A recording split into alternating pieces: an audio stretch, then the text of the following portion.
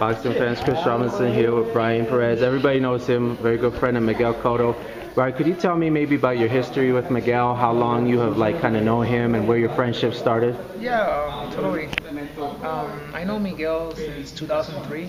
Okay. Where I used to be a TV producer back in the days, and I was doing a TV show for a local network in Puerto Rico, and we did our demo show with him when he was rising up. So that's how I met him. I met his family, and I've always been a fan of the sport, So that's the way I stepped into his life, and we both each other met at that time. Yeah, obviously the days went by. In 2005, his promotional company rise up.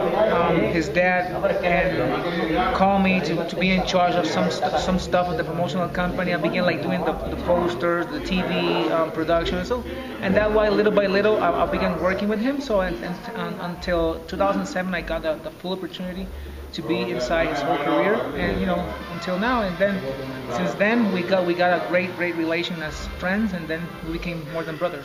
And Miguel, he has a kind of a really low-key personality. What is he like behind the scenes? Is he how would you describe him?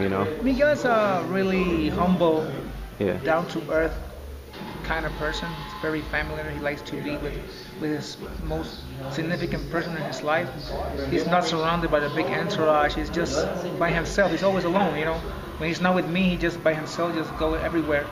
And he's a very nice, humble guy. That people may don't know because he's always like a little serious because he's a little shy.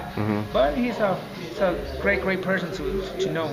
And it sounds like you kind of got close to him right before he went on a lot of his championship runs, at 140. And what was just those experiences like, kind of being with him, seeing him, have all that success? Yeah, as you mentioned, my first fight together with him was for the Sab Judah fight. Okay. I think since then when I stepped into his most important fights.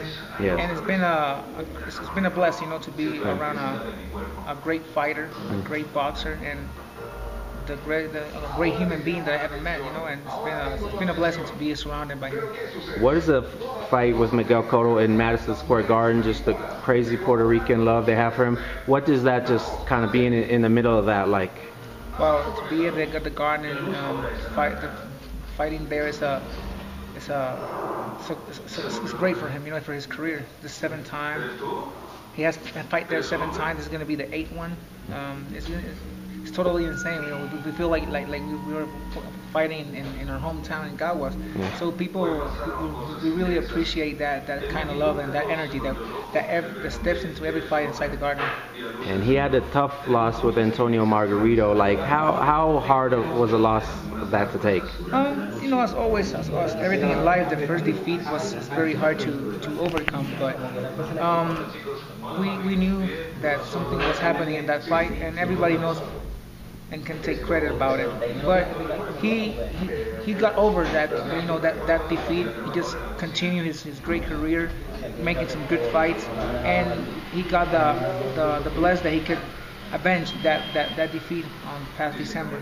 And you had being around Miguel. Of course, you've been around some of the HBO 24/7. What is that just like, being in the cameras, being in the middle of the whole HBO 24/7? I never asked for it. Just part of Miguel's team. I like to be behind the cameras and just being an unknown person. But being on his side, obviously I had a lot of things to do, but it feels normal, just to be in all of those shows, and it just shows who we really are. We're really good friends. We do crazy things. We just like to have fun, smile, and be fun. That's the good thing about it. And what Austin Trout? Why was he?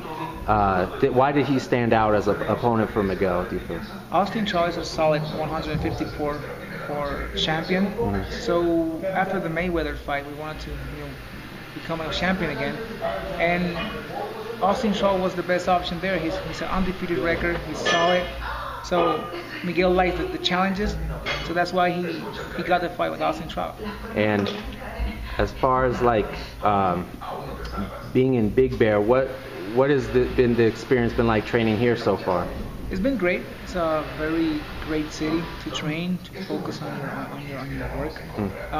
It's been a great camp here, and the Summit gym has been great. Abel Sanchez is a great person.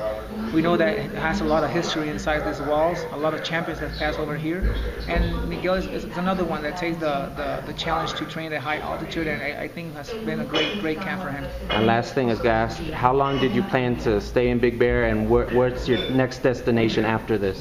Yeah, we'll remain in Big Bear until the end of this week, and then we're heading back to Orlando to our main camp, and we'll be there until November 24th, a week prior to the fight, and just go to New York to make the fight happen.